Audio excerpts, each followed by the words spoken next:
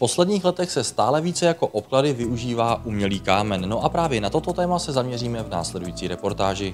Pane Dvorkyne, řekněte mi na úvod, co je to vlastně umělý kámen? Umělý kámen v podstatě zahrnuje široký sortiment výrobků, především se jedná o venkovní nebo interiérové obklady na bázi cementu, ale může to rovněž znamenat například kuchyňskou desku.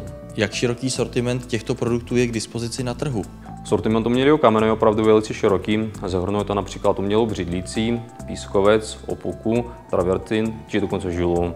Vzhledem k rozmanitosti struktur a různorodnému barevnému provedení, věřím, že každý zákazník se najde něco podle svého vkusu. Umělý kámen se používá především jako exteriérové obložení, například k dekoraci fasád, coklu, opěrných zdí, plotů, komínů či dokonce krbu. V posledních několika letech se umělý kámen rozšířil do našich interiérů, kde ho najdeme v rámci dekorací v obyvacím pokoji, kuchyni či koupelně. Jaké jsou hlavní výhody a přednosti umělého kamene? Hlavními přednostmi umělého kamene jsou především jeho rychlá nenáročná montáž. Je to cenová dostupnost tohoto materiálu a v neposlední řadě je fakt, že je to moderní trend.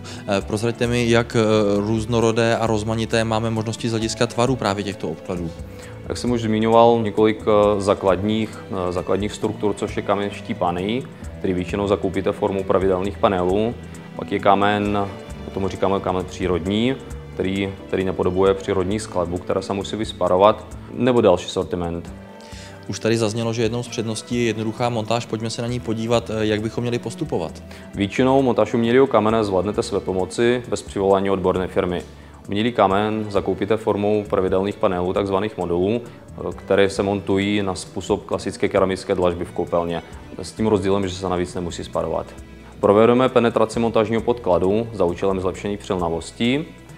Používáme k montáži flexibilní lepidlo, které pro exteriér musí být mrazovzdorný. Lepidlo naředíme podle potřebné konzistence a lepidlo nanašíme jak na montážní plochu, tak i na robovou stranu toho obkladu. Posléze obklad jenom přitlačíme k montážní ploše a máme hotovo.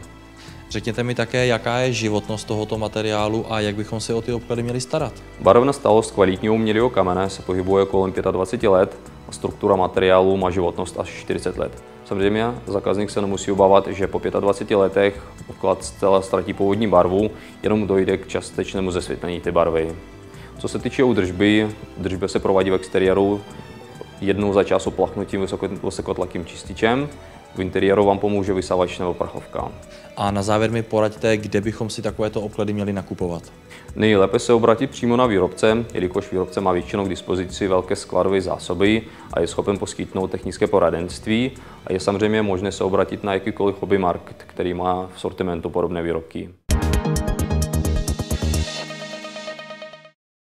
Společnost Magic Red vám nabízí široký sortiment produktů z umělého kamene, obklady, dekorační betonové ploty a další prvky. Exkluzivní vzhled, vysoce odolný materiál a široká škála barev. To vše je umělý kámen od společnosti Magic Red.